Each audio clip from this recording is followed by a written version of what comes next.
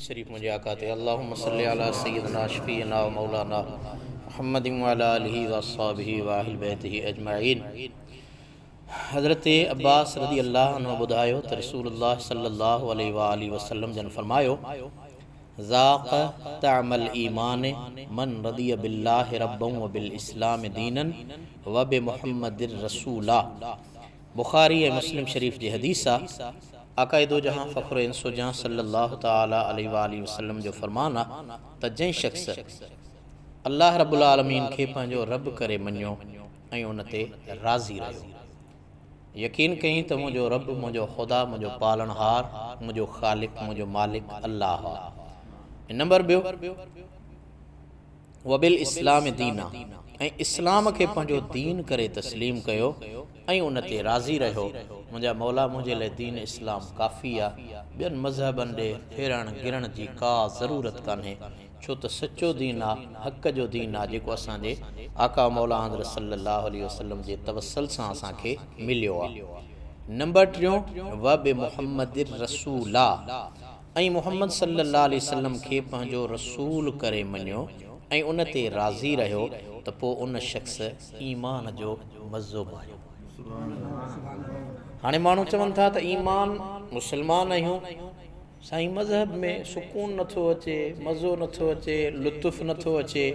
मुंहिंजे आका अलैहिस्सलाम फरमायो त जॾहिं अव्हां अल्लाह खे पंहिंजो रब करे मञियो आहे, हाणे जॾहिं अल्लाह खे ख़ुदा करे मञियो अथव त यकीनन उन्हीअ में अव्हां उन ते हर शइ छॾियो। ॾुख आहे तॾहिं बि उन जे तरफ़ां सम्झो, सुख आहे तॾहिं बि उन जे तरफ़ां सम्झो, ऐं इस्लाम खे पंहिंजो दीन करे तस्लीम कयो अथव त छा तव्हां मरण, ॼमण खां वठी करे मरण ताईं ज़िंदगी जे हर मरहले में इस्लाम जे मुताबिक़ पंहिंजी ज़िंदगी गुज़ारियो था।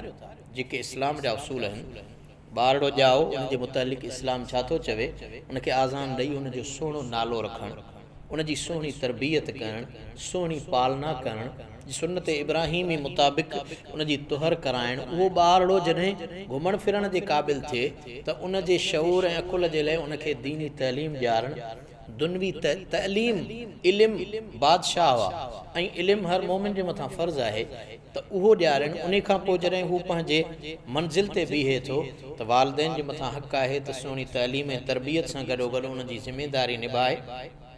जॾहिं हू शादीअ जी उमिरि खे पहुचे थो, शादी कराइनि था, त उन शादीअ जा जेके उसूल, निकाह जा जेके उसूल आहिनि, उन में बि असांखे इस्लाम यादि करणु खपे। इस्लाम असांखे यादि ईंदो आहे रुगो मरण महिल, साईं मैयत आहे, साईं वेंझारजो, साईं कहिड़ियूं दुआऊं पढ़बियूं न पढ़बियूं। हाणे साईं मैयत खे वेंझारे ॿाहिरि खणी बाबा कलमे शहादत, हाणे कलमे शहादत उते यादि आयो, जॾहिं मरे पियो सकरात में हो तॾहिं असां उनखे कलमे शहादत पढ़ियो ई कोन। हाणे उहे सभई ॻाल्हियूं साईं, हाणे बाबा चइनी कुंडुनि खां वठो चहलकदमी बाबा ज़रूरी आहे, जे चहलकदमी रहिजी वई त माण्हू मौलवी जे मथां कावड़ बा, साईं हीअ छा करे छॾी। हालांकि चहलकदमी जो इस्लाम जे अंदरि को हुकुम कोन्हे को, हीउ हिकिड़ो उहो अमल आहे जंहिंमें मैयत जो सवाबु आहे। मैयत जो सवाबु आहे जेको असीं पढ़ूं था, पर हुनखे जेके चारि कुंडुनि खां वठी करे मैयत खे खणी हलूं था, इन में उन मैयत जो फ़ाइदो न, तव्हां असांजो फ़ाइदो आहे। त उहो जेको कुल्हे कांधी थिए थो, 40 क़दम गॾु हले थो, त हदीस शरीफ़ आहे त मुर्दे जो जीअरनि जे मथां हक़ आहे त उहे घटि में घटि 40 क़दमनि ताईं उनजा कुल्हे कांधी थियनि। चहलकदमी जो मक़सदु इहो हूंदो आहे, इन में मरण वारे जो न बल्कि जीअरे जो फ़ाइदो हूंदो आहे। त उन मामले में असांखे इस्लाम यादि ईंदो आहे, ॿियनि मामलनि में बि यादि हुजणु खपे। त अल्लाह ताला जी ज़ात अक़दस खे रब करे तस्लीम करणु ईमान जी सभ खां वॾी घुरिज आहे। लफ़्ज़ रब जेको मुंहिंजे आका अलैहिस्सलातु वस्सलाम जी ज़ात फरमायो त ज़ाक़ तअमल ईमान मन रदिय बिल्लाहि रब्बन, हाणे इन में रब जो लफ़्ज़ आयो आहे।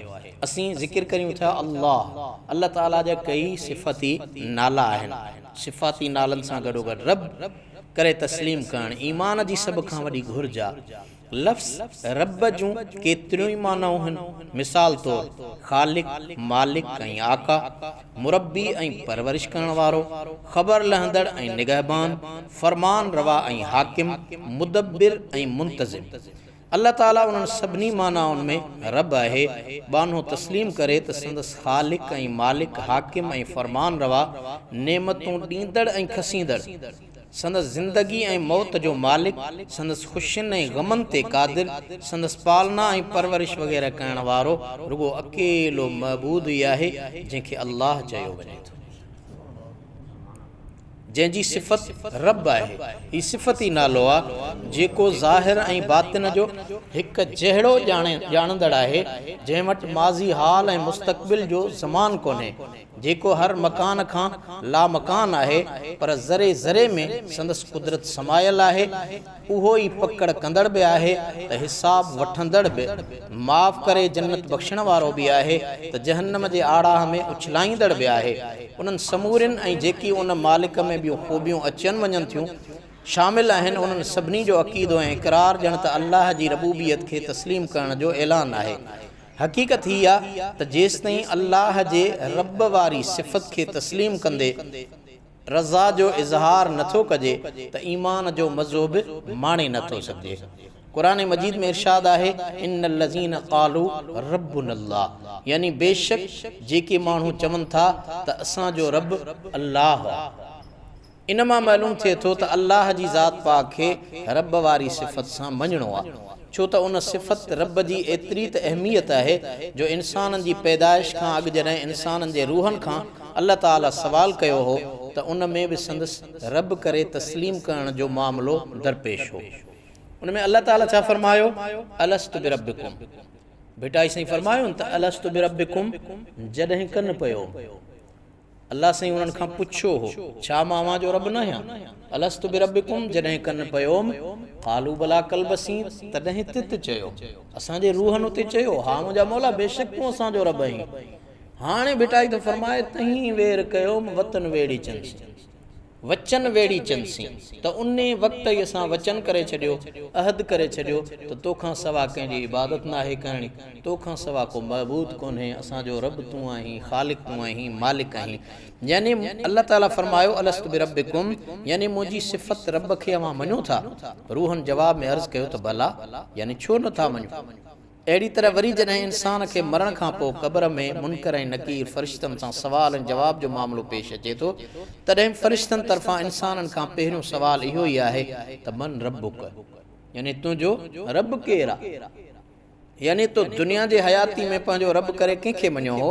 अहिड़ी तरह क़ुरान मजीद जी शुरूआत बि अल्लाह जी सिफ़त रब सां थिए थी, जीअं असां हर निमाज़ में पढ़ंदा आहियूं अल्हम्दुलिल्लाह रब्बिल आलमीन, उते बि असीं रब जो इक़रार कयूं था। ऐं इख्तिताम बि सिफ़त रब ताला सां थिए थो, जीअं क़ुल अऊज़ु बिरब्बिन नास, कलाम मजीद जी आख़िरी सूरत में भी रब जो ज़िक्र आहे, क़ुल अऊज़ु बिरब्बिन नास।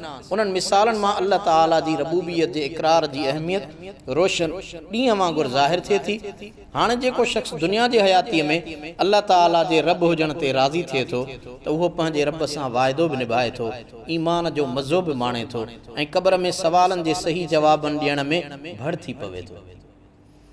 ॿिए तरफ़ जेको शख़्स दुनिया जी ज़िंदगी में अल्लाह जे रब हुजण ते राज़ी नथो थिए त उहो हिकु तरफ़ पंहिंजे मालिक सां अंजाम टोड़े थो त ॿिए तरफ़ अल्लाह ताला जी ज़मीन ते रही संदसि रिज़्क़ खाई नमक हरामी जो सबूत ॾिए थो।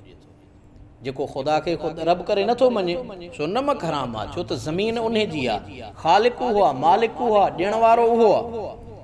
टे तरफ़ ईमान जी लज़्ज़त खां महरूम रहे थो त चौथे तरफ़ क़ब्र जे सवालनि जे जवाबनि ॾियण में बि मुंझे थो।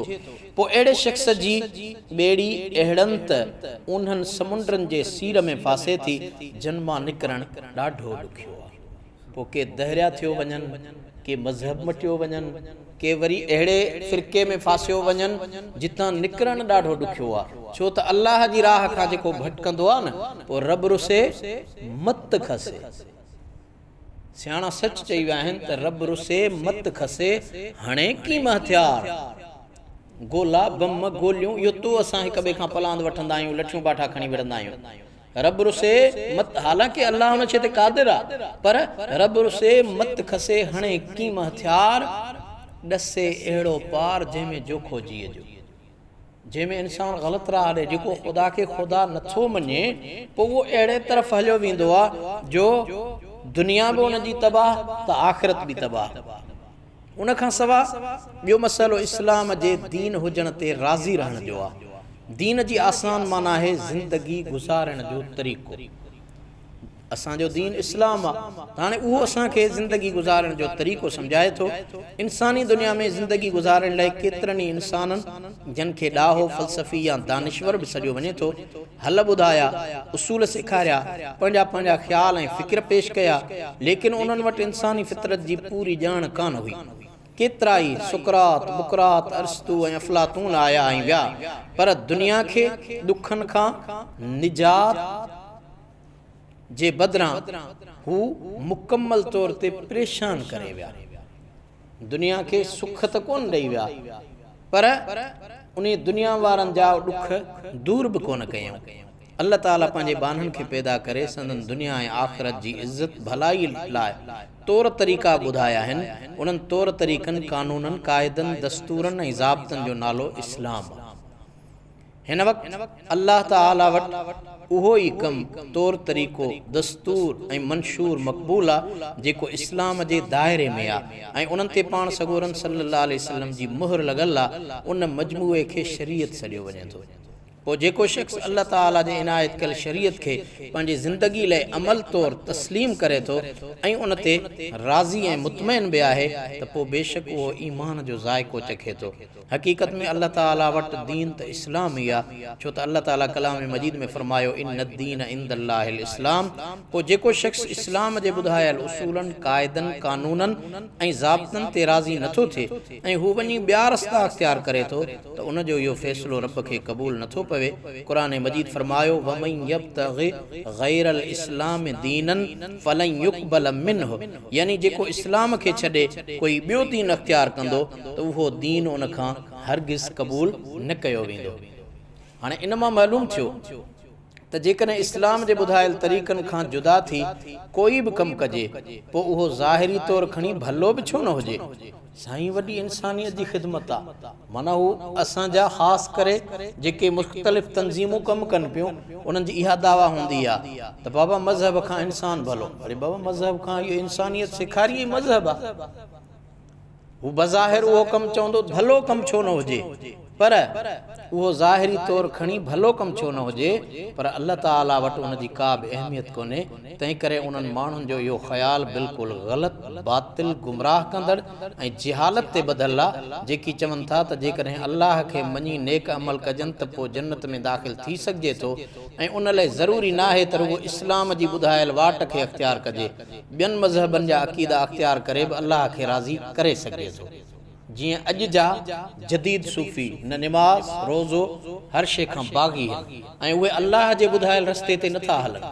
मुस्तफ़ा करीम सल्लल्लाहु अलैहि वसल्लम जे शरीयत खां हटी करे हू चवनि था असां त कमु नेकी वारो था कयूं, असां त माण्हुनि जी भलाई था कयूं, पर जेकॾहिं हू इस्लाम खां हटियल आहिनि त उन्हनि जो उहो रस्तो भटकियलनि वारो आहे। इहो अक़ीदो न रुगो बातिल आहे, पर इंसानियत सां ज़ुल्म बि आहे त इंतिशार जो सबब बि आहे। इन ख़्याल खे सही सम्झण सां दुनिया जे इंसाननि खे किरोड़नि गिरोहनि में विरहाइणो पवंदो, जंहिं करे इंसानी वहदत टुकड़ा टुकड़ा थी वेंदी। पाण करीम सल्लल्लाहु अलैहि वसल्लम जे हिन कौल में टियों ज़िक्र संदन रिसालत खे ख़ुशीअ सां तस्लीम करण जो आहे। पाण सॻोरन अलैहिस्सलातु वस्सलाम खे रसूल करे तस्लीम करण जो मतिलबु आहे त पाण करीम सल्लल्लाहु अलैहि वसल्लम जन जो कुझु बि पेश कयो उहो अल्लाह ताला जे तरफ़ां हक़ आहे। संदन ॿुधायल ॻाल्हियूं, नसीहतूं, वसीयतूं, हिदायतूं, फरमान ऐं फ़ैसिला हक़ आहिनि। उन्हनि खे अख़्तियार करण सां ई निजात मुमकिन आहे, ॿी सूरत में इंसानियत लाइ तबाही ऐं बर्बादी आहे। पाण सॻोरन सल्लल्लाहु अलैहि वसल्लम जन जी रिसालत ते राज़ी रहण जो इहो मक़सदु आहे त पाण करीम सल्लल्लाहु अलैहि वसल्लम जन जेकी बि ॻाल्हियूं ॿुधायूं, जन शयुनि जे हलाल हुजण ऐं जन शयुनि जे हराम हुजण जो ऐलान कयो, जेकी पाबंदियूं लॻायूं ऐं जेका आज़ादी बख़्शी, जेका सज़ा सम्झाई ऐं जेके सवाब ॿुधाया, उन्हनि समूरनि ॻाल्हियुनि ते रज़ामंदीअ जो मक़सदु आहे त पाण करीम सल्लल्लाहु अलैहि वसल्लम खे रसूल करे मञण ते राज़ी हुजनि। पोइ जंहिंमें इहे ख़ूबियूं हुजनि त ईमान जो मज़ो बि उन खां पुछणु घुरिजे। शाल अल्लाह ताला असां खे ईमान जे मज़े माणण जी तौफ़ीक़ अता फ़रमाए। वमा अलैना इल्लल बलागुल मुबीन।